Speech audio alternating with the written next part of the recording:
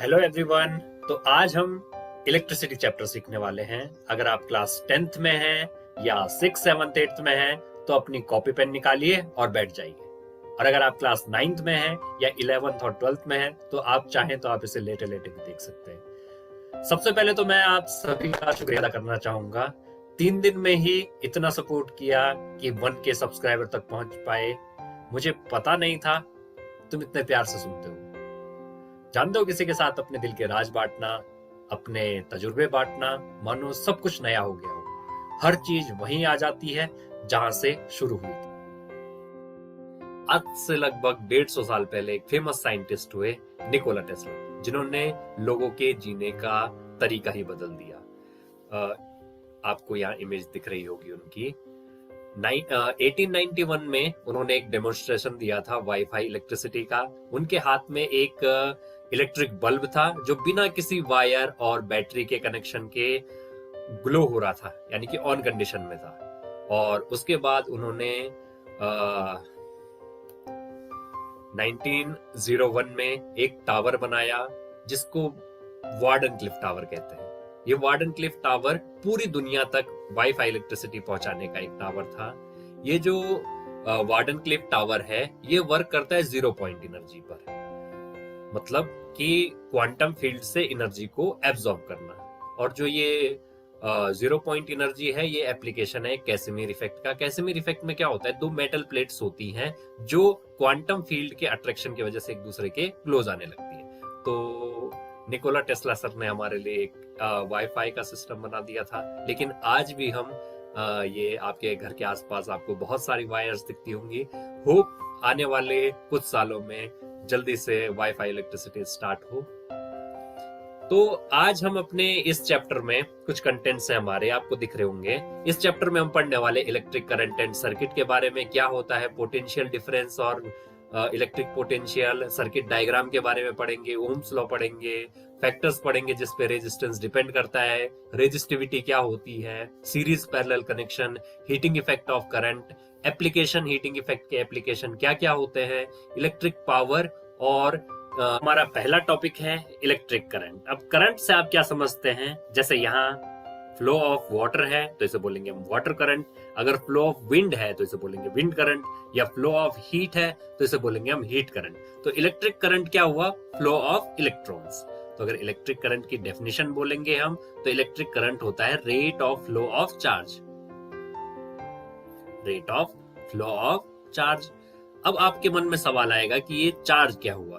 तो चार्ज किसी भी ऑब्जेक्ट की या किसी भी मैटर की एक इंट्रिंसिक प्रॉपर्टी है, वो पहले से उसमें एग्जिस्ट करती है। जैसे मास एग्जिस्ट करता है वैसे ही चार्ज भी पहले से ही किसी भी मैटर में एग्जिस्ट करता है। चार्ज होते हैं दो टाइप के, एक होता है पॉजिटिव चार्ज और एक होता है नेगेटिव चार्ज। तो आपको पता है कि पॉजिटिव एक दूसरे को रिपेल करेंगे, एक दूसरे से दूर भागेंगे, नेगेटिव एक दूसरे से दूर भागेंगे। वहीं पॉजिटिव नेगेटिव एक दूसरे को क्या करेंगे? अट्रैक्ट करेंगे, और नेगेटिव पॉजिटिव भी एक दूसरे को क्या करेंगे? अट्रैक्ट। तो सेम चार्जेस एक दूसरे को रिपेल करेंगे और अपोजिट चार्जेस एक दूसरे को अट्रैक्ट करेंगे।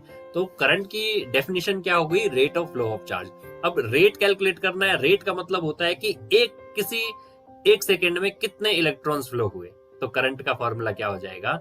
I is equal to Q by T. अब यूनिट की बात करें, करंट की यूनिट क्या होती है? तो जो करंट की यूनिट होती है वो यूनिट निकालने के लिए पहले हमें ये पता होना चाहिए कि चार्ज की यूनिट क्या होती है। तो चार्ज की यूनिट होती है कूलाम। कूलाम यूनिट इसलिए होती है क्योंकि इसको डिस्कवर किया था सर कूलाम ने। टाइम की यूनिट क्या होती है? सेकेंड। तो करंट की यूनिट क्या हो सकती है? कूलाम पर सेकेंड, या इसको बोलते हैं हम एम्पियर। अब आपके मन में सवाल आएगा कि एम्पियर क्या हुआ, या 1 एम्पियर किसे बोलेंगे?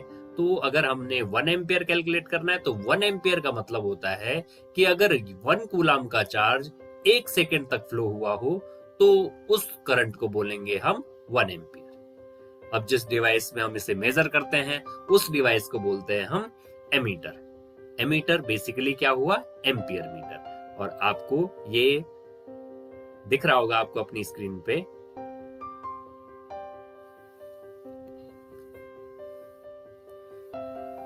ये जो आपको दिख रहा है ये है हो गया हमारा एम्पियर मीटर। ये हो गई हमारी बैटरी, ये है हमारा एक रेजिस्टेंस जिसमें आप बल्ब लगा सकते हैं, हीटर लगा सकते हैं, कूलर लगा सकते हैं, एसी लगा सकते हैं, कुछ भी लगा सकते हैं। और ये हुआ हमारा की क्या काम करती है? कंट्रोल करने का, कब आपको ऑन करना है, कब ऑफ करना है। और एमीटर क्या काम करता है? करंट को मेजर करने का। और एक सर्किट आपको यहाँ भी दिख रहा होगा, इस सर्किट में ये कुछ एलईडीज हैं, ये आपको रेजिस्टेंस जैसा कुछ दिखेगा, इनको बोलते हैं रेजिस्टेंस। ये जो वायर्स हैं ये जंपर वायर्स हैं, और इसमें आपको एक एलईडी दिख रही है, और ये जो आपको दिख रहा है ये दिख रहा है आपको आर्डिनो। अगला टॉपिक आता है हमारे पास सर्किट। तो सर्किट क्या होता है? अब इलेक्ट्रॉन्स फ्लो होंगे तो वो किसी पाथ में फ्लो होंगे, तो इलेक्ट्रॉन जिस पाथ में फ्लो होते हैं उसे बोलेंगे हम सर्किट। तो बेसिकली सर्किट में क्या क्या चीजें होती है?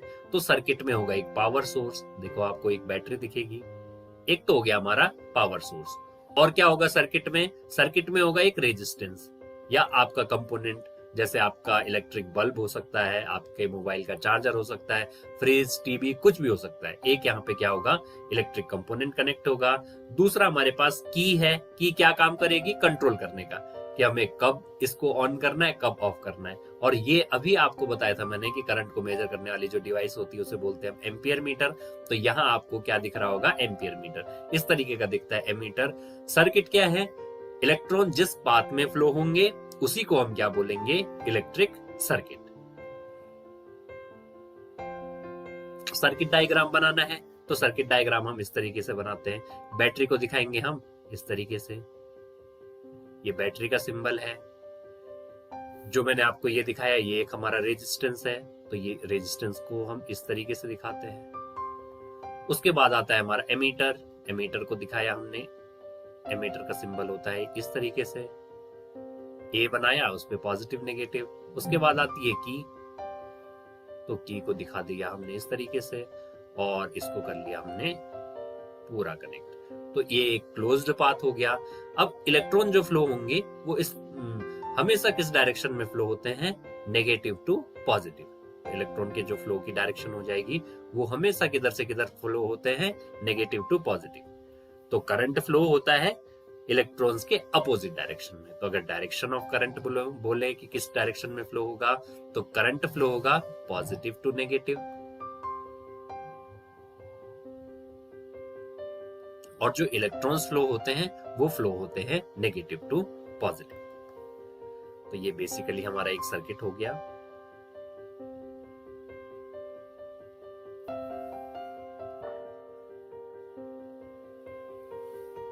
अब जैसे आप एक क्वेश्चन देखिए, यहाँ पे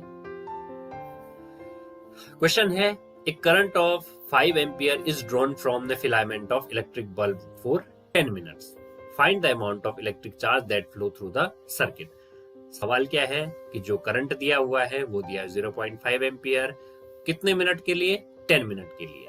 तो हमने अमाउंट ऑफ इलेक्ट्रिक चार्ज निकालना है जो सर्किट से फ्लो हो रहा हो। तो आपको अभी एक फॉर्मूला बताया था, I is equal to Q by T. अब इसको अप्लाई करने का टाइम आ गया है। I की वैल्यू कितनी है? 0.5 एम्पियर।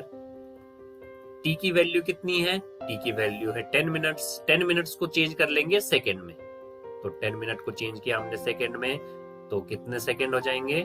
600 सेकेंड। तो डिवाइड में आ जाएगा 600। तो Q की वैल्यू कितनी हो जाएगी? यहां से Q is equal to 600 into 0.5। तो Q की वैल्यू कितनी हो जाएगी? 6 5 जा 30, तो ये आ जाएगा 300 कूलम। तो ये सवाल हो गया आपका एनसीईआरटी का एग्जाम्पल नंबर। हमारा अगला टॉपिक है electric potential and potential difference. Electric potential क्या हुआ? छोटा सा एक प्लस क्यू चार्ज को इन्फिनिटी पे रखा हुआ है। अगर इसे प्लस क्यू एक बड़ा चार्ज है, इसे इन्फिनिटी से किसी पॉइंट तक ले जाने में जितना वर्क डन करेंगे वही हमारा क्या हो गया? Electric potential. तो किसी पॉइंट ए तक लाने में जितना वर्क डन हुआ उसे क्या बोलेंगे हम? Electric potential. इलेक्ट्रिक पोटेंशियल क्या होता है? To bring a unit positive charge from infinity to given point is called electric potential. Electric potential को दिखाते हैं हम V से, वोल्ट से, क्योंकि इसको डिस्कवर किया था वोल्ट ने, इसलिए उसके नाम पे इसकी यूनिट भी पड़ गई वोल्ट। तो इलेक्ट्रिक पोटेंशियल क्या हो गया? Work done from bringing unit positive charge from infinity to given point. तो यहाँ से पोटेंशियल का फॉर्मूला आ गया W/Q। अगला आता है पोटेंशियल डिफरेंस। तो पोटेंशियल डिफरेंस क्या हुआ? पोटेंशियल डिफरेंस देखेंगे हम, जैसे हमारे पास +Q पॉजिटिव चार्ज है, अब इन्फिनिटी से किसी इस यूनिट पॉजिटिव चार्ज को हम पॉइंट ए तक लाने में हमने कोई वर्क डन किया, ये वर्क डन हुआ W1। और फिर दोबारा इसको चेक किया हमने इन्फिनिटी से लाने में, यहां वर्क डन हुआ, ये हुआ W2।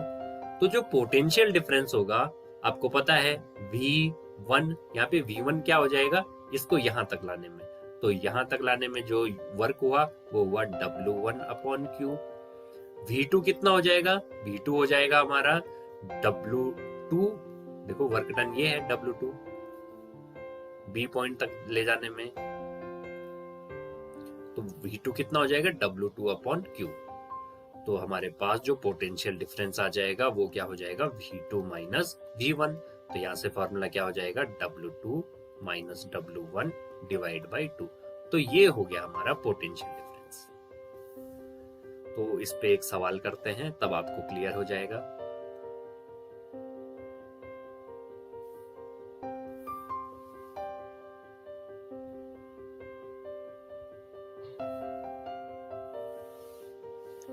सवाल है, how much work is done in moving a charge.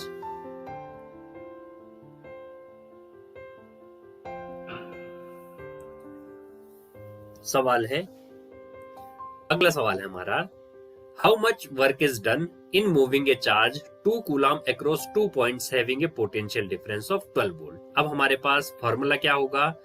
Voltage is equal to W/Q। Formula भी हमने देखा था, potential difference is equal to W/Q। Potential difference कितना दिया हुआ है? 12 वोल्ट। वर्क डन कैलकुलेट करना है हमने, वर्क डन नहीं पता हमें। Q कितना है हमारे पास? Q दिया है 2 कूलम। तो जो वर्क डन हो जाएगा, इनको मल्टीप्लाई कर लो आपस में, तो W इज इक्वल टू कितना हो जाएगा? 24। और यूनिट क्या होती है इसकी वर्क डन की? जूल। तो यहाँ पे जो हमारी यूनिट आ गई वो आ गया 24 जूल वर्क डन, एक यूनिट पॉजिटिव चार्ज को कहां तक? 12 वोल्ट पोटेंशियल डिफरेंस है, और जो हमारे पास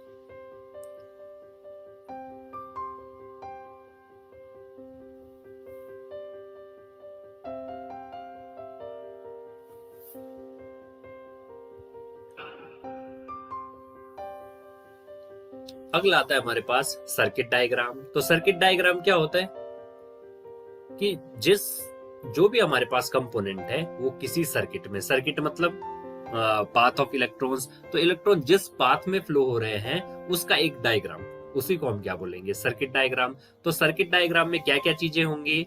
तो इसमें कुछ बेसिक चीजें होंगी, जैसे आपको इसमें सर्किट डायग्राम में आपको देखने को मिल सकते हैं।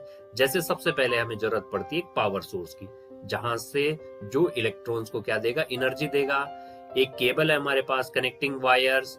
उसके बाद एक होगा रेजिस्टेंस या कंपोनेंट, जिसमें जो भी आपके घर में लगे होंगे, जैसे बल्ब हो गया, टीवी हो गया, कुछ भी, यहाँ पे एक कंपोनेंट होगा और एक स्विच होगा, जो जिससे आपको फायदा मिलेगा कि कब आपको ऑन करना है और कब ऑफ करना है। तो सर्किट डायग्राम अगर बनाना है तो उसके लिए हमें कुछ कंपोनेंट्स हैं जिनका पता होना चाहिए कि उनको किस तरीके से दिखाते हैं। जैसे हमें कोई बैटरी दिखानी है या कोई सेल दिखाना है, तो ये तो हो गया हमारा सेल।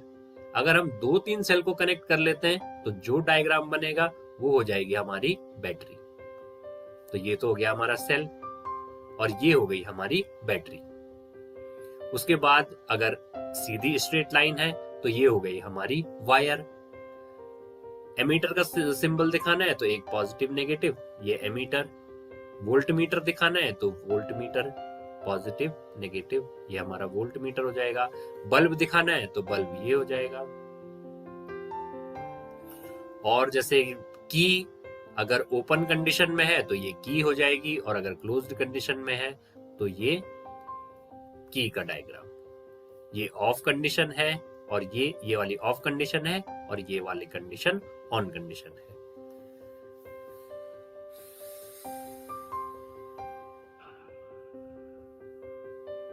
उसके बाद जो सबसे इंपॉर्टेंट आता है वो है ओम्स लॉ।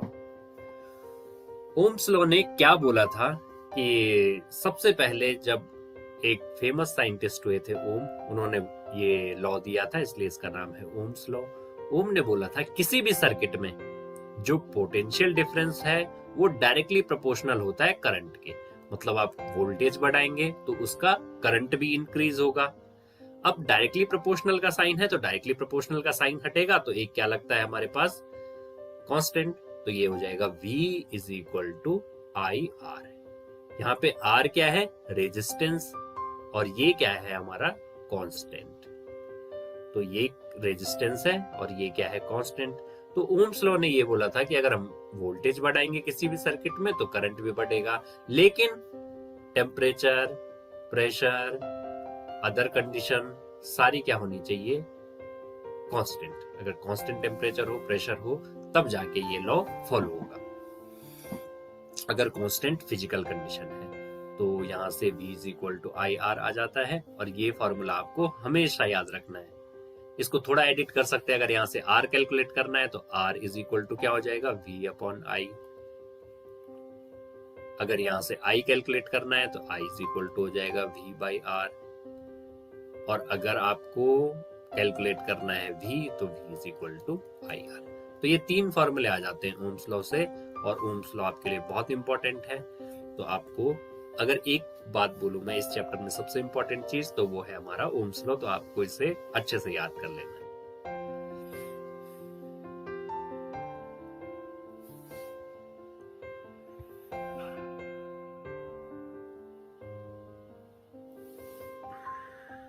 अब आपको ओम्स लॉ समझने के लिए या इलेक्ट्रिसिटी समझने के लिए इस डायग्राम को समझना होगा कि ये जो एम्पियर है ये हो गया हमारा करंट, ये हमारा करंट है। करंट को ले जाने का काम कौन करेगा, पोटेंशियल डिफरेंस। और करंट को रोकने का काम कौन कर रहा है, रेजिस्टेंस। तो ये जो ओम है ये क्या होता है, यूनिट होती है रेजिस्टेंस की। करंट की जो यूनिट होती है वो क्या होती है, एम्पियर, और पोटेंशियल डिफरेंस की यूनिट क्या होती है, वोल्ट। तो सिंपल सा इस सर्किट को देख के हम पूरा ओम्स लॉ समझ सकते हैं कि किसी भी सर्किट में जो इलेक्ट्रॉन्स हैं उनको ले जाने का काम कौन करता है, या जो करंट है उसको ले जाने का काम कौन करता है, तो वो होता है पोटेंशियल डिफरेंस। और रेजिस्टेंस क्या काम करता है, रोकने का काम करता है। रेजिस्टेंस का मतलब भी आप समझें तो उसका मतलब ये है किसी को रोकना। तो रेजिस्टेंस इसको रोकने का काम कर रहा है, और वोल्टेज क्या कर रहा है, इसको ले जाने का काम कर रहा है। तो ये हो गया हमारा ओम्स लॉ। अब आपके पास ओम्स लॉ से रिलेटेड एक सवाल आता है, आपको ये क्वेश्चन देखना है और सॉल्व करना है। ये आपका एग्जाम्पल नंबर 12.4 है। तो इस क्वेश्चन में क्या बोला है, the potential difference between the terminal of an electric heater is 60 volt when it draws a current of 4 ampere from the source. What current will the heater draw if the potential difference is increased to 120 volt? इसमें क्या बोला है कि हमारे पास क्या क्या चीजें दी हुई है। अगर हम इसका सॉल्यूशन करें, बहुत इजी है। हमें ओम्स लॉ पता होना चाहिए। ओम्स लॉ क्या बोलता है, V is equal to I R. अब देखो यहाँ क्या क्या चीजें दी हुई है हमें। एक तो पोटेंशियल डिफरेंस दिया हुआ है 60 वोल्ट, और करंट दिया हुआ है 4 एम्पियर। तो हमें सबसे पहले किस चीज की जरूरत पड़ेगी, देखो वोल्टेज है हमारे पास, करंट है हमारे पास, तो हमें किसकी जरूरत पड़ेगी, रेजिस्टेंस की। तो रेजिस्टेंस इज इक्वल टू क्या हो जाएगा, V बाई आई। तो रेजिस्टेंस यहां से हो गया हमारे पास 60 डिवाइड बाई 4 मींस 15। रेजिस्टेंस की यूनिट होती है ओम, और इसको दिखाते हैं ऐसे। तो रेजिस्टेंस आ गया हमारा 50 ओम। अब क्या बोला है, What current will heater draw if the potential difference is increased to 120 volt? अब क्या बोला है केस में, केस सेकंड बोला है इसमें कि अगर हमारा पोटेंशियल डिफरेंस हो जाता है 120 वोल्ट तो करंट कितना फ्लो होगा। तो करंट निकालना है तो I is equal to V is equal to I R, formula आपको याद होना चाहिए। तो I इज इक्वल टू क्या हो जाएगा, V बाई आर। V कितना है हमारे पास, 120 वोल्ट। रेजिस्टेंस कितना कैलकुलेट किया हमने, 15 ओम। तो 120 बाई 15, 8 जा 140। तो करंट कितना आ जाएगा हमारा, 8 एम्पियर। और अगला टॉपिक है factors on which the resistance of a conductor depend. मतलब किसी भी कंडक्टर, कोई भी कंडक्टर होता है उसका रेजिस्टेंस किन किन फैक्टर पे डिपेंड करता है। तो पहला जो फैक्टर है वो resistance is directly proportional to length. अब इसका एग्जांपल इस तरीके से देख सकते हैं कि आपको बोला कि एक 1 किलोमीटर का पाथ है और एक है 1 मीटर का। आप इजीली कहां तक चले जाएंगे? आपको इजी कहां पहुंचना होगा? जहां पे लेंथ कम है। तो रेजिस्टेंस भी ऐसा ही होता है, जहां पे लेंथ कम तो इलेक्ट्रॉन्स को फ्लो होना उतना आसान होगा। तो जो रेजिस्टेंस है वो डायरेक्टली प्रोपोर्शनल होगी किसके? लेंथ के। दूसरा होता है resistance is inversely proportional to area. मतलब एरिया बढ़ेगा तो रेजिस्टेंस क्या हो जाएगा? कम हो जाएगा। आप इसको इस तरीके से समझ सकते हैं कि इलेक्ट्रॉन्स फ्लो हो रहे हैं, बहुत सारे इलेक्ट्रॉन्स हैं और उन सबको इस एक बिल्कुल पतली सी लाइन में क्या करना है? फ्लो होना है। वहीं दूसरे, यहाँ इमेजिन करो 100 इलेक्ट्रॉन्स हैं और इसको इतने छोटी सी लाइन में जाना है कि एक बार में सिर्फ एक इलेक्ट्रॉन जा सकता है। वहीं दूसरा चेक करें हम, एक हमारे पास कंडक्टर है जिसकी थिकनेस काफी ज्यादा है, तो यहाँ क्या होगा कि एक ही बार में सारे इलेक्ट्रॉन क्या हो जाएंगे? पास हो जाएंगे। और यहाँ क्या होगा? इलेक्ट्रॉन धीरे धीरे मूव होंगे। तो इससे क्या पता चला हमें? जो क्रॉस सेक्शन एरिया बढ़ा तो हमारा रेजिस्टेंस क्या हो गया? घट गया। रेजिस्टेंस मतलब जो उनको रोक रहा है। तो यहां से फॉर्मूला आया हमारे पास R is directly proportional to L by A। अब डायरेक्टली प्रोपोर्शनल का साइन हटता है तो एक प्रोपोर्शनैलिटी कांस्टेंट लगता है, तो R is equal to rho L by A। अब रो क्या है? रो है हमारे पास रेजिस्टिविटी। तो जो फैक्टर्स हैं वो किस किस चीज पे डिपेंड कर रहे हैं? एक तो लेंथ पे, दूसरा एरिया पे, और तीसरा है हमारा नेचर ऑफ मटेरियल, कि नेचर किस चीज का है। तो रेजिस्टिविटी सबसे ज्यादा किसके लिए होगी? सबसे ज्यादा होगी हमारी रेजिस्टिविटी इंसुलेटर के लिए। फिर होगी रेजिस्टिविटी सेमीकंडक्टर के लिए, और सबसे कम रेजिस्टिविटी होती है मेटल्स के लिए या कंडक्टर्स के लिए। तो कंडक्टर की रेजिस्टिविटी इतनी कम होती है, इस वजह से वहां आसानी से इलेक्ट्रॉन्स फ्लो हो पाते हैं। वहीं इंसुलेटर की रेजिस्टिविटी बहुत ज्यादा होती है, इस वजह से वहां पर इलेक्ट्रॉन फ्लो बिल्कुल भी नहीं हो पाते। चलते अगले सवाल की तरफ। सवाल क्या है? A wire of given material having length L and cross section area A has a resistance of 4 ohm. हमारे पास एक L लेंथ का वायर है जिसकी क्रॉस सेक्शन एरिया A है और इसका रेजिस्टेंस दिया हुआ है 4 ओम। अगला क्या कंडीशन क्या बोली है? What would be the resistance of another wire of same material having length L by 2 and area of cross section 2A। तो दूसरे केस में बोला है कि इसकी जो लेंथ है वो कितनी दे रखी है? L बाई 2, और जो क्रॉस सेक्शन एरिया है वो दिया है 2A। तो हमें बताना है कि इस वायर का रेजिस्टेंस कितना होगा। तो सबसे पहले फार्मूला देख लेते हैं हम रेजिस्टेंस का। रेजिस्टेंस का फार्मूला क्या होता है? R is equal to rho L by A। तो इसको लिख लेते हैं हम R1। अब चेक करते हैं R2 के लिए। तो R2 इज इक्वल टू कितना हो जाएगा? R2 is equal to rho L by 2 divide by 2A। अब देखो यहां से जो R2 की वैल्यू आ जाएगी वो कितना आ जाएगा? 2 इंटू 2 मल्टीप्लाई 4, तो रो L बाई 4A। अब 4 को आगे कर लेते हैं, तो R2 इज इक्वल टू हो जाएगा 1 by 4 rho L by A। अब आपको पता है यहां से रो L बाई A की वैल्यू कितनी दी हुई है? 4 ओम। तो इसको यूज कर लेंगे, रो L बाई A की जगह क्या रख लेंगे? 4। तो R2 इज इक्वल टू कितना हो जाएगा? 1 बाई 4 इंटू 4, मतलब R2 की वैल्यू आ गई हमारे पास 1। तो ये भी बहुत इजी एग्जांपल था, आपको बहुत जल्दी आ जाएगा और इम्पोर्टेंट भी है। देख सकते हैं आप, बेसिक कॉन्सेप्ट आपके ऐसे ही क्लियर होंगे।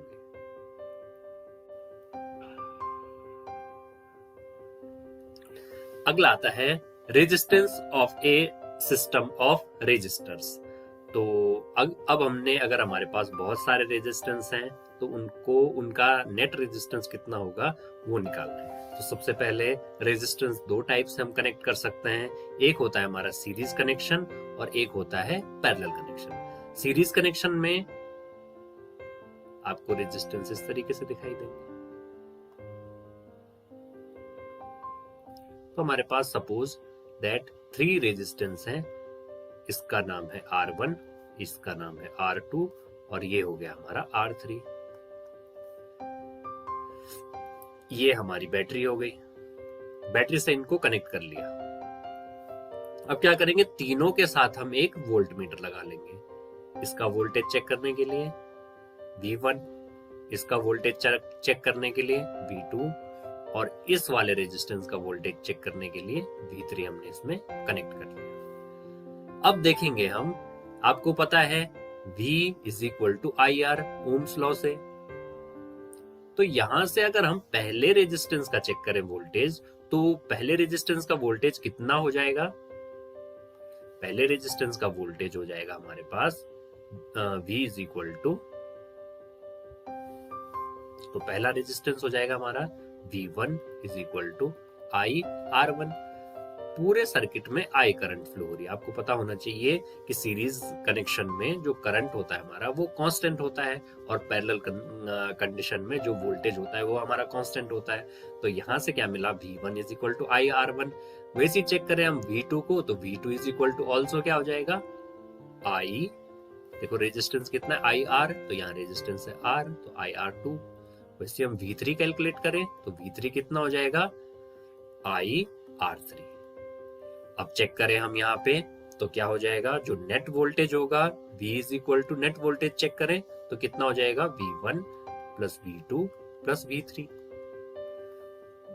तो यहां से हम चेक कर लेते हैं net voltage V is equal to V1 की जगह क्या है IR1, V2 क्या है हमारा IR2 और V3 कितना है हमारे पास IR3। सब में से I कॉमन ले लेते हैं तो V is equal to IR1 plus R2 plus R3। अब V इज इक्वल टू होता है हमारा IR,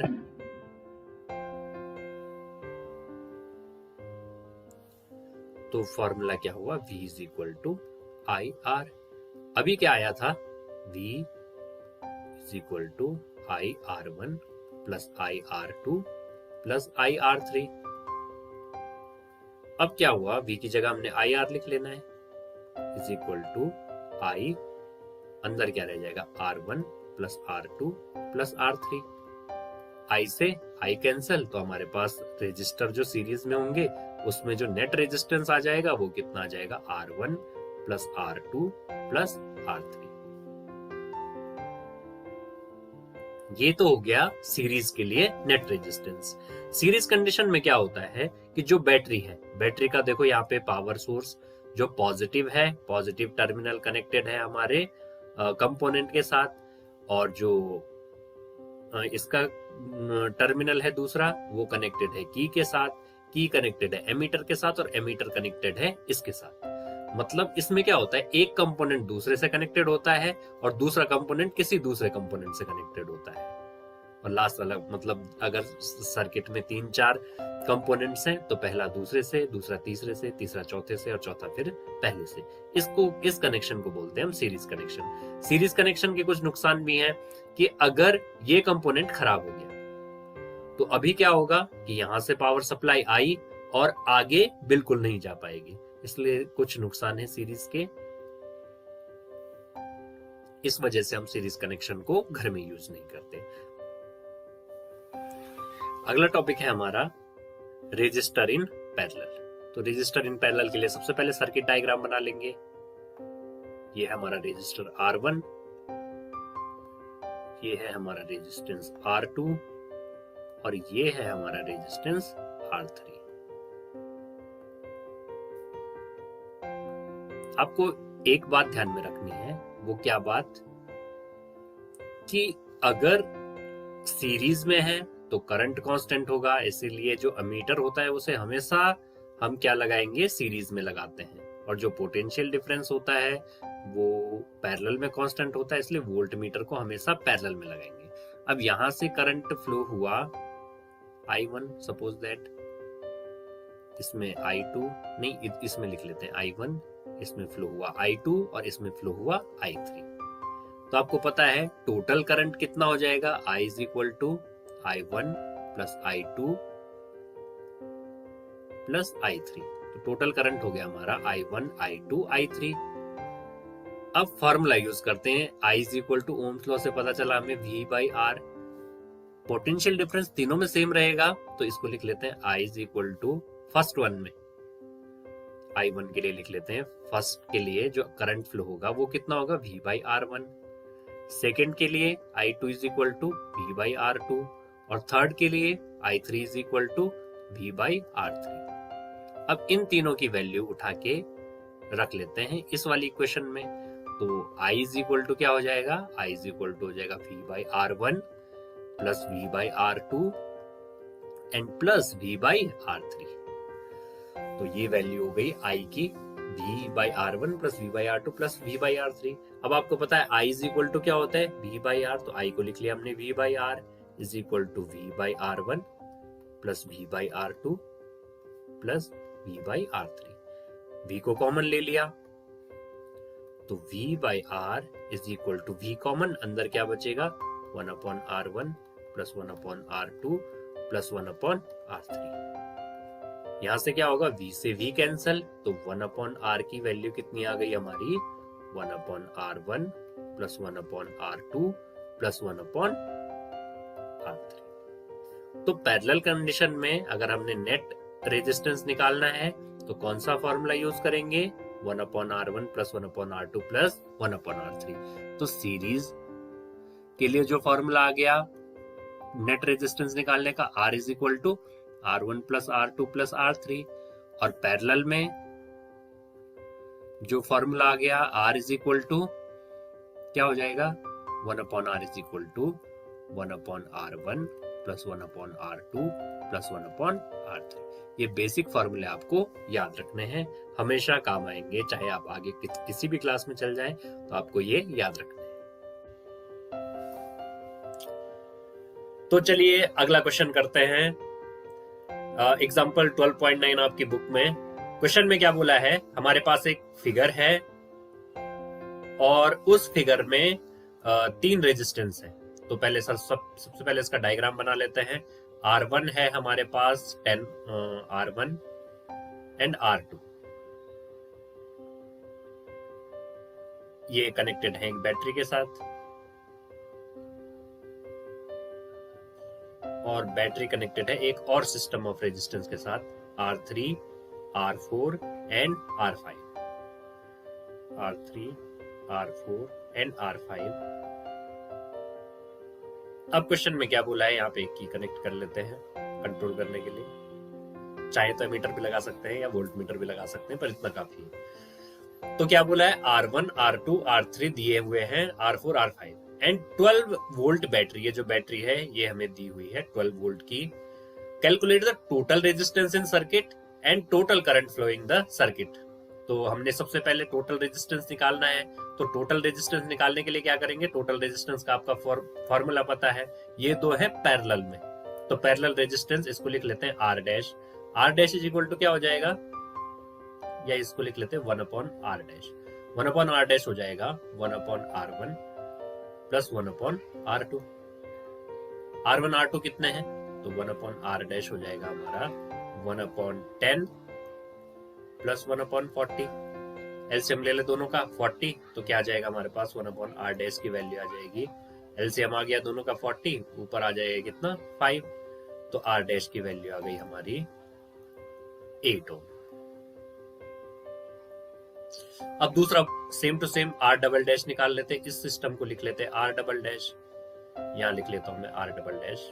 तो R डबल डैश भी सेम वैसे निकालेंगे, 1 upon R double dash is equal to 1 upon R1 कितना है दूसरे सिस्टम में, R3 है 30, 20 और 60, तो 1 upon 30 plus 1 upon 20 plus 1 upon 60। LCM ले लेते हैं, सबका एलसीएम कितना आ जाएगा 60। R double dash is equal to LCM आ गया हमारे पास 60, तो ऊपर कितना आ जाएगा 2 प्लस 3 प्लस 1, तो 1 अपॉन R डबल डैश की वैल्यू आ गई 6 डिवाइड बाई 60, 1 अपॉन 10, तो R डबल डैश की वैल्यू आ गई हमारे पास 10। अब हमें R और R डबल डैश पता चल गया। अब इसको एक रेजिस्टेंस समझ के और इसको एक रेजिस्टेंस समझ के हम इन दोनों को देखेंगे कि ये दोनों किस में है, सीरीज में। तो नेट रेजिस्टेंस जो टोटल रेजिस्टेंस आ जाएगा, सीरीज में क्या होता है, ऐड हो जाते हैं total resistance. Capital R is equal to लिख लेते हैं R dash plus R double dash. तो यहां वैल्यू कितनी आ जाएगी, नेट रेजिस्टेंस आ जाएगा, R डैश की वैल्यू हमारे पास 8 ओम और R डबल डैश है 10 ओम। तो जो नेट रेजिस्टेंस आ गया वो कितना आ जाएगा, 18 ओम। तो पहला पार्ट तो क्वेश्चन का हो गया। अब सेकेंड पार्ट में क्या बोला है, सेकेंड पार्ट में बोला है कि the total current flowing the circuit. अगर टोटल करंट कैलकुलेट करना है तो आपको फॉर्मूला पता होना चाहिए। टोटल करंट कैलकुलेट करने का, total current V ohm's law से कैलकुलेट कर लेंगे, V is equal to IR। तो सेकेंड पार्ट कर लेते हैं इसका, I is equal to V by R। अब आपको पता है वोल्टेज कितना दिया हुआ है, वोल्टेज है 12 वोल्ट। तो ये हो जाएगा 12 डिवाइड बाई रेजिस्टेंस है 18। 18 से डिवाइड कर लेते हैं 12 को, 18 6 और ये 0.66 आता रहेगा। तो इसको लिख सकते हैं हम 0.67 एम्पियर। तो यहाँ पे जो हमारा रेजिस्टेंस आ गया वो हो गया, सॉरी जो करंट आएगा वो कितना आ गया, 0.67 एम्पियर। और जो हमारा नेट रेजिस्टेंस है वो कितना है, 18 ओम। अगला टॉपिक है हमारा सीरीज एंड पैरेलल सर्किट में जो कनेक्शन होता है उसको देख लेते हैं किस तरीके से क्या क्या डिफरेंसेस होते हैं। तो सबसे पहले दोनों में एक पावर सोर्स होगा। सीरीज कनेक्शन का मतलब है कि देखो आपको यहां दिख रहा होगा, ये हमारी की है, एक कंपोनेंट का एक टर्मिनल तो बैटरी से कनेक्टेड है और दूसरा टर्मिनल दूसरे कंपोनेंट से, फिर दूसरा कंपोनेंट हमारा कनेक्टेड है बैटरी के दूसरे टर्मिनल के साथ। तो इस टाइप के कनेक्शन को जो आपको यहां दिख रहा है वो हो जाएगा हमारा सीरीज।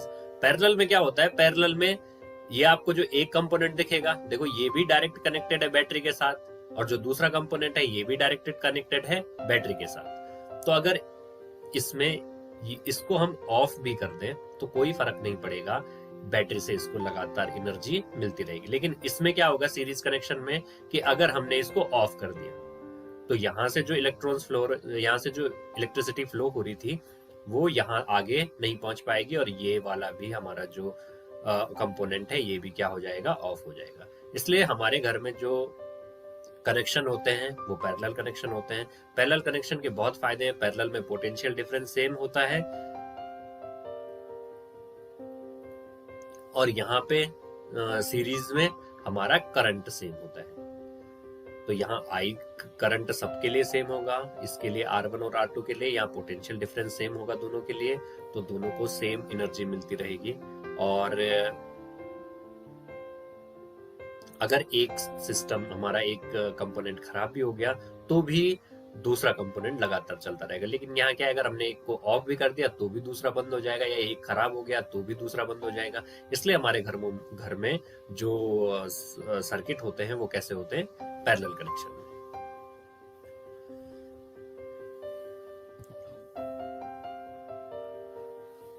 अगला आता है heating effect of electric current. Heating effect का मतलब क्या है कि जैसे आपको इस सर्किट में दिखा होगा कि हमारे पास एक बैटरी थी, तो सबसे पहले बैटरी ने क्या किया, बैटरी ने पोटेंशियल डिफरेंस क्रिएट किया और उस वजह से इलेक्ट्रॉन लगातार मूव हो रहे हैं। अब इलेक्ट्रॉन मूव हो रहे हैं तो इलेक्ट्रॉन को लगातार मूव करने के लिए यहाँ क्या चाहिए, हमें एनर्जी। लगातार बैटरी क्या काम कर रही है, इसको एनर्जी देने का काम। अब जो एनर्जी है वो उसका कुछ पार्ट तो वर्क यूज हो जाएगा वर्क डन में। जैसे हमने फैन स्टार्ट कर लिया तो इसको रोटेट करने में कुछ एनर्जी यूज हो जाएगी। बाकी जो एनर्जी है वो क्या हो जाएगी,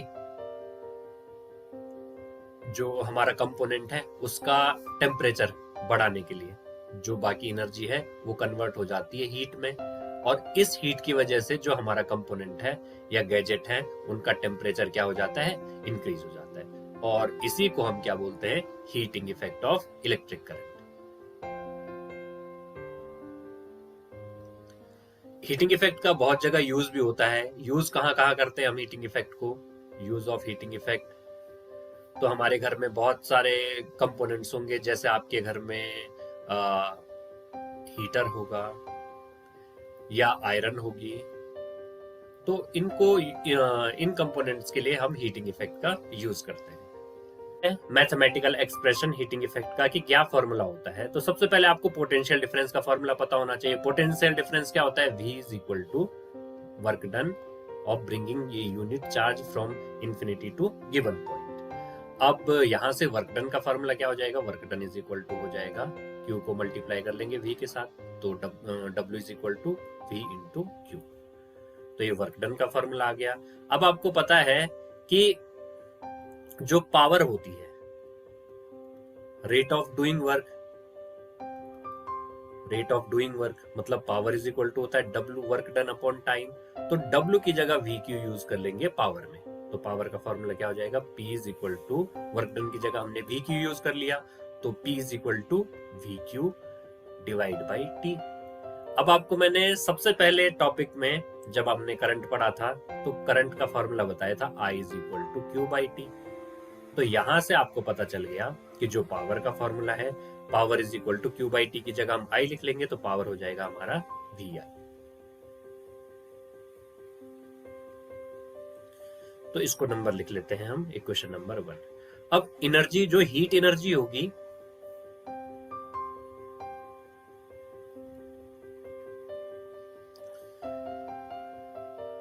heat energy is equal to होगा पावर कितने टाइम तक फ्लो हुई। तो अगर T टाइम तक फ्लो हुई तो H इज इक्वल टू होता है power into time. Heat energy is equal to power into time, कि कितने टाइम तक वो जो पावर है वो यूज हुई। तो यहां से हम क्या कर लेंगे?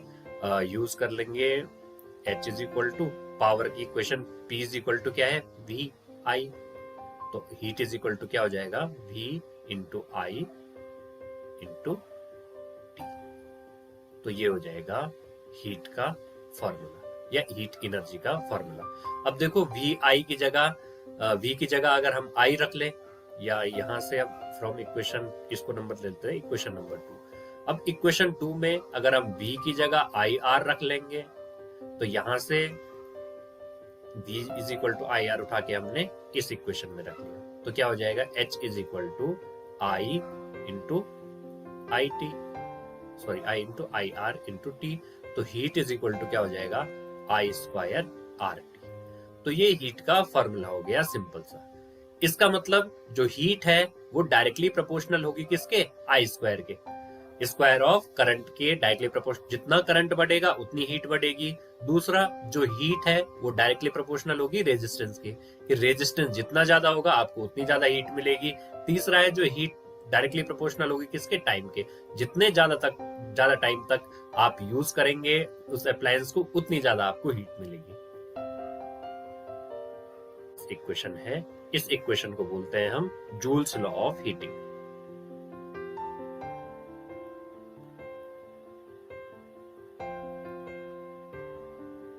तो ये इक्वेशन आपने याद रखनी है। ये इक्वेशन हो गई हमारी जूल्स लॉ ऑफ हीटिंग, क्योंकि ये लॉ जूल ने दिया था, इसलिए इसको हम जूल्स लॉ ऑफ हीटिंग बोलेंगे। हीटिंग इफेक्ट का, an electric iron consume energy at a rate of 840 watt when heating is maximum and 360 watt when heating is minimum. तो जब हीटिंग मैक्सिमम है तो वो कंज्यूम कर रहा है इलेक्ट्रिक आयरन 840 वाट, और जब मिनिमम है तो 360 वाट। हमें क्या बताना है? What are the current and resistance in each case. तो केस 1 में देख लेते हैं। केस फर्स्ट, सबसे पहले क्या बोला है? पावर दिया हुआ है, पावर कितना है? 840 वाट केस 1 में, और वोल्टेज दिया हुआ है हमें 220 वोल्ट। तो करंट का फॉर्मूला यूज कर लेंगे या पावर का यूज कर लेंगे, P is equal to VI। तो यहां से करंट का फॉर्मूला क्या हो जाएगा? I is equal to power upon voltage. Power कितना है? 840 वाट। वोल्टेज कितना दिया हुआ है? 220 वोल्ट। 0 से 0 कैंसिल, और 22 से 84 को डिवाइड कर लेंगे। 22 3 जा 66 और 0.8, और तो करंट हो जाएगा हमारा 3.82 एम्पियर।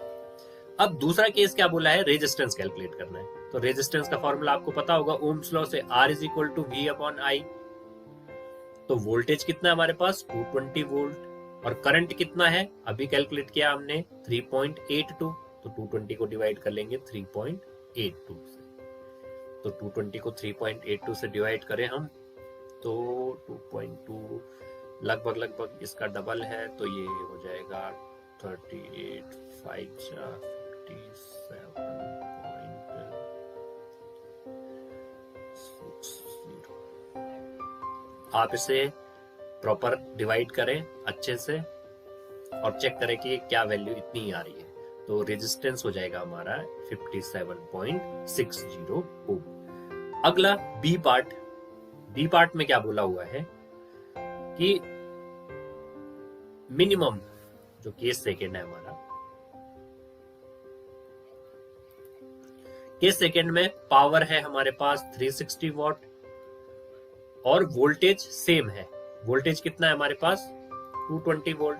तो इसमें भी क्या करेंगे, सबसे पहले करंट कैलकुलेट करेंगे। I is equal to power upon voltage, तो 360 डिवाइड बाई 220, 22 से डिवाइड कर लेंगे 36 को, तो ये आ जाएगा 1.64 एम्पियर। तो ये हो गया हमारा करंट। आप इसे कैलकुलेट करें प्रॉपरली अगर आप कॉपी पेन लेके बैठे हैं, जो मैंने शुरू में बोला था आपसे। दूसरा, हमें क्या कैलकुलेट करना है, रेजिस्टेंस। तो रेजिस्टेंस का फॉर्मूला क्या होता है, रेजिस्टेंस का फॉर्मूला ओम्स लॉ से R is equal to V upon I। तो यहां से कैलकुलेट करेंगे, वोल्टेज हमारा 220 वोल्ट और रेजिस्टेंस आया हमारा 1.64 एम्पियर। तो 1.64 से डिवाइड कर लेंगे 220 को। तो 1.64 से अगर हम 220 को डिवाइड करें तो इसकी वैल्यू आ जाएगी, प्रॉपरली आप डिवाइड करें 1।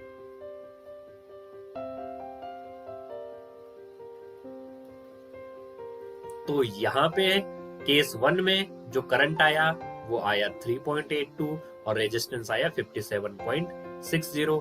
केस सेकेंड में जो हमारा करंट आया वो आया 1.64 एम्पियर और जो रेजिस्टेंस आया वो 134.15 ओम।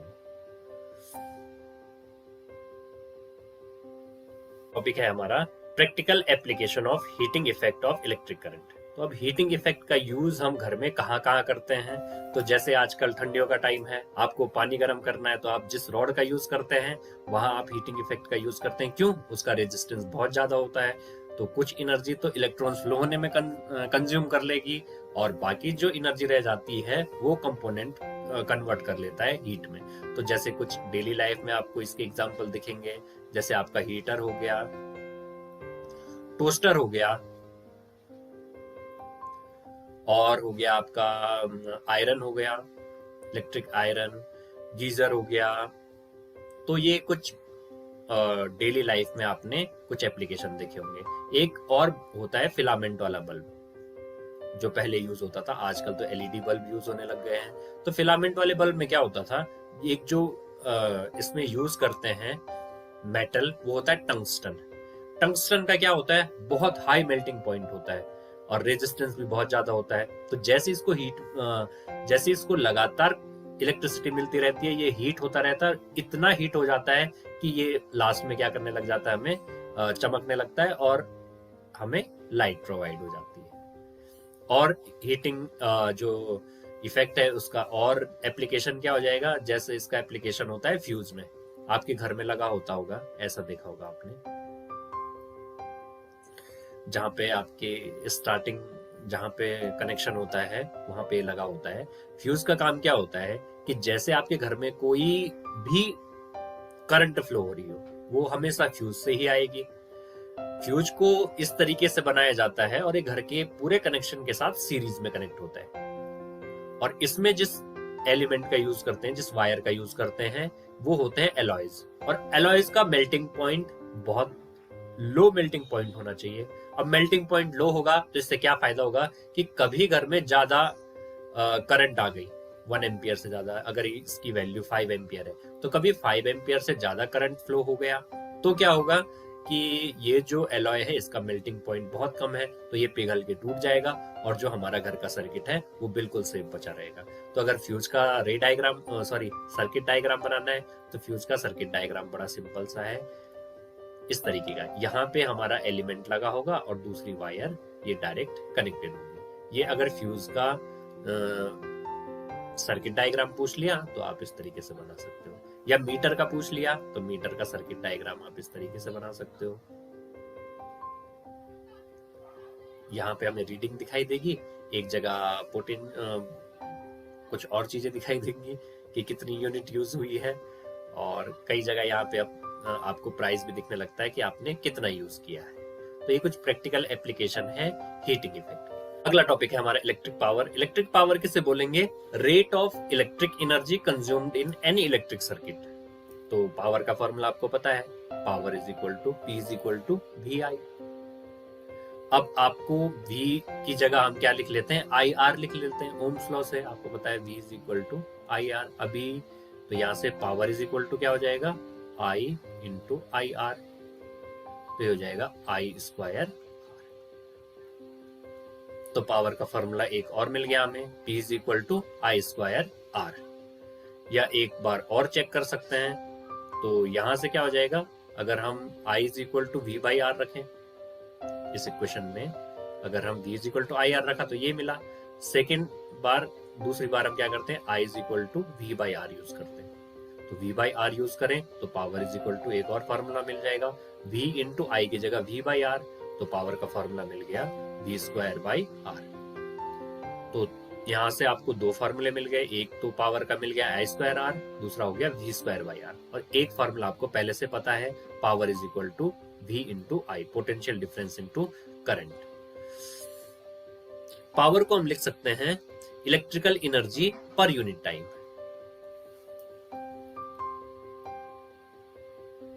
Energy upon time. और जो इसकी यूनिट होती है, यूनिट हो गई हमारी, पावर की यूनिट अभी आपको बताया था, वॉट। और इसको दिखाते हैं W से। तो 1 वॉट का मतलब क्या हुआ? अगर हमें पता करना है कि 1 वॉट किसे बोलेंगे, तो 1 वॉट का मतलब होता है, देखो पावर का फॉर्मूला क्या है? VI। तो 1 वॉट को लिख सकते हैं कि अगर 1 volt into 1 ampere,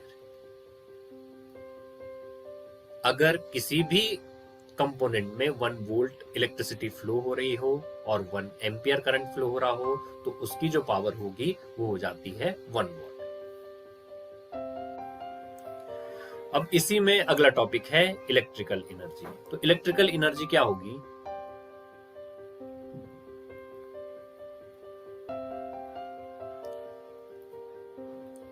electrical energy को दिखाते हैं हम किससे? E से।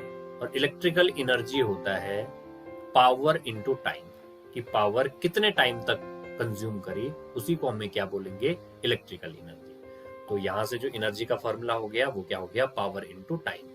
अगला जो कमर्शियल यूनिट होती है,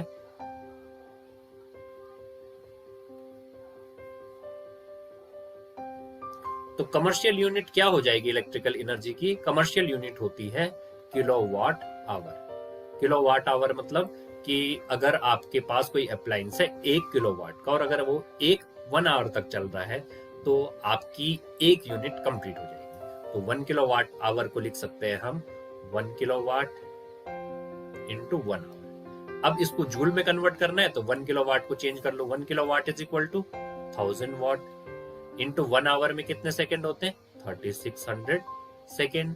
तो दोनों को मल्टीप्लाई कर लेंगे तो 1 किलोवाट की वैल्यू मिल जाएगी हमें 1 kilowatt hour is equal to 36। इसको लिख सकते हैं हम 36, और जीरो कितने हैं? 5, 1 2 3 4 5। या इसको लिख सकते हैं 3.6 into 10 to the power 6 joule. तो ये हो गया हमारा 1 किलोवाट आवर। और इलेक्ट्रिकल एनर्जी की एक और यूनिट होती है किलोवाट आवर को अगर हम जूल में कन्वर्ट करें तो ये हो गया 3.6 into 10 to the power 6 joule. तो ये आपकी 1 किलोवाट आवर को ही हम बोलते हैं 1 यूनिट। तो अगर आपके घर में बिजली का बिल है तो आप इसे इजीली कैलकुलेट कर सकते हैं कि आपने एक अप्लायंस है आपका 100 वाट का, उसको चलाया आपने महीने में 10 दिन और चलाया सिर्फ हर दिन 1-1 घंटे, तो आपका जो बिजली का बिल आएगा वो कितना आ जाएगा? 100 वाट का है तो ये हो जाएगा 1000 इंटू 1 आवर। तो इसका मतलब आपका जो बिजली का बिल आएगा वो आएगा 1 यूनिट। अगर 1 यूनिट का प्राइस है 5 रुपए, तो आपका उसका बिजली का बिल कितना आएगा? 5 रुपए। अगर आपने 100 वाट का 10 दिन चलाया महीने में और हर दिन 1 घंटे चलाया, तो टोटल जो आपका बिजली का बिल आएगा वो कितना आ जाएगा? 1 यूनिट। एक और यूनिट होती है इलेक्ट्रिकल एनर्जी की, उसे बोलते हैं हॉर्स पावर। ये हॉर्स पावर आपने इंजन में सुना होगा। अगर किसी आपने बढ़िया गाड़ी के फीचर या बाइक के फीचर्स देखे होंगे, तो एक हॉर्स पावर में होते हैं 746 वॉट। तो आपकी एनसीईआरटी में ये कई बार पूछ भी लेते हैं 1 मार्क्स में कि 1 हॉर्स पावर में कितने वॉट होते हैं। तो आपको याद रखना है 1 horse power is equal to 746 watt, और ये भी यूनिट है इलेक्ट्रिक पावर की। अब लास्ट क्वेश्चन इस चैप्टर का सवाल क्या है? An electric bulb is connected to 220 volt generator, the current is 0.50 ampere, what is the power of the bulb? तो आपको पता है पावर का formula P is equal to VI। तो पावर कितनी हो जाएगी इलेक्ट्रिक बल्ब की? पावर वोल्टेज हो गया 220 वोल्ट और करंट हो गया 0.50 एम्पियर। तो पावर हो जाएगी हमारी ठीक इसका आधा 110 और वाट।